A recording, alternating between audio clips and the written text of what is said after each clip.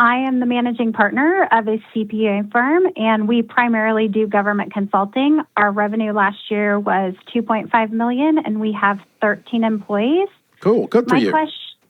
Thanks. My question is, what is the best way to solicit honest upward feedback from our team? So one real easy way, I mean, you can always tell them that you can be transparent with me. My door is always open.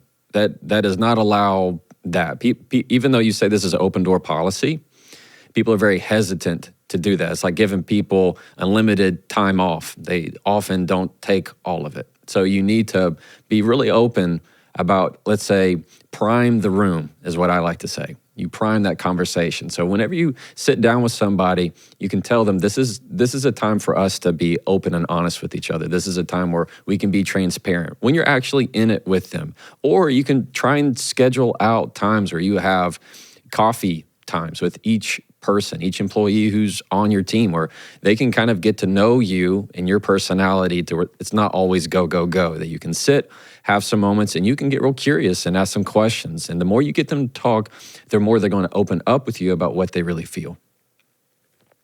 Tanya, are you guys doing scheduled one-on-ones with your direct reports? Yes. Okay. Are the one-on-ones a two-way discussion or a one-way discussion? Primarily two-way. Okay. Some not as much, because there's a few that are a little bit more reserved.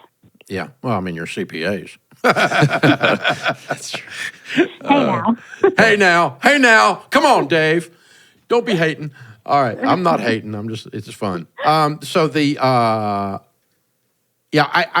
think it's an extension of what Jefferson was just saying. I completely agree. What he said was exactly right. Saying that there's an open door policy doesn't work. But what you do is in the one-on-ones, do spend some personal time learning about family and kids and dogs and, you know, the horse farm they want to buy or whatever the flip is going on in their life, right? Find out what's actually going on.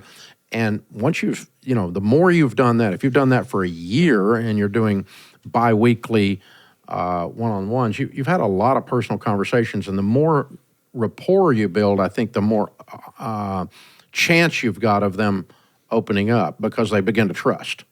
Is that fair, Jefferson? Okay. Yeah, absolutely. And when you can ask questions that put them somewhat in the driver's seat, right? That you ask questions as to what could we be doing better? How can we better serve you? What are the things that you wish that we were doing here? Or what would it look like if we did 5% better than we did yesterday? What are some things that you would change? So any way that you can get them in the driver's seat, people like to share that kind of stuff. And the biggest thing is because they feel like they can't open up, you need to lead with language like, help me. I want you to help us. Get them included, make them feel like they're part of that decision-making process, and you're gonna get more information out of them almost every time. Okay. Very good. Solid stuff. Good question, kiddo. So one of the things we teach people is to do one-on-ones. Yeah. And I'm not real good at it. Some of our leadership team here, we've instituted it much more widely in Ramsey since I have come up through the ranks. Or Why don't you think you're very good at it? I'm so task-oriented. Okay. And I'm just, whatever we're working on, we work on. Mission-driven, together. yeah. You know, it's like Band of Brothers. We fight together, we work together, and in the process, we build relationship. In the process, I may hear some things that I need to hear, but the formal, or the more, it's not formal, but the more structured time of I have this one-on-one set, which I still I do have one-on-one set. I mean, my son's the president, and we have a one-on-one once a week. Yeah. And about business, not about father-son, and president to CEO. And so, and we do catch up. We do all of the things we're talking about there. But I was more draw and shoot out of my hip pocket rather than structured processes. Yeah. As we were being entrepreneurial, growing this place. So I'm not as comfortable in the rhythm of that as a lot of our good leaders are around here. And I do see the huge value in it. I'm just saying I'm deficit in it. Yeah. I'm just not that good at it. But I think you just take it in a different way. I mean, there are people like you that very task-oriented, and you build the relationship through the difficult. It's through working it in the mission. That's where the relationship is built. I think there's nothing wrong with having one-on-ones. I think there's a right way or a wrong way. What I love about one-on-ones is that allows you to get really creative at finding the right question rather than trying to sift for the right answer. It's the question that's going to allow you to have that one question that's going to go, this is what's going to take us to the next level. You know, we did a thing years ago, and we still do it, but it's in the software now, in the EntreLeadership software, a weekly report. And in the weekly report, we would have, used to be just people would print it up and, put it on a piece of paper and send it to and then later they would just use electronic, who knew? But we literally printed the paper at one point. But we just said, put a high and a low. And I'm so dumb, I thought, like a business high was I made a big sale this week, or a business low was I missed a sale, or this negative thing happened in the office, this positive thing happened in the office, and people start putting personal stuff on there. Like my dog's sick. Right. And I'm like, what in the world? I almost said, you guys don't get it.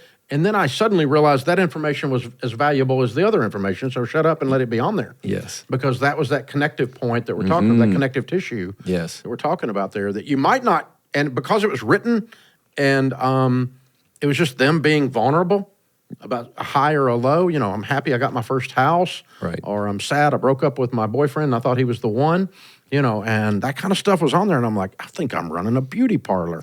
But I wasn't. It was just human stuff. And I'm like, I have to appreciate this. Yeah, it's the little moments. I mean, you can always have the big goal, but what matters and what connects people is the little moment. It's a little conversation in between each other that really makes the big impact overall. One thing that I do at my law firm is we always ask the question once a month, is what's your personal win?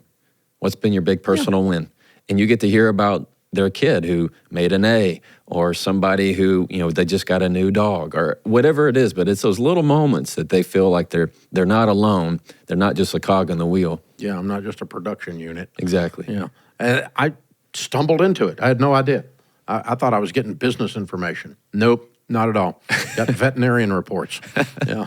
Beauty salon. I love it.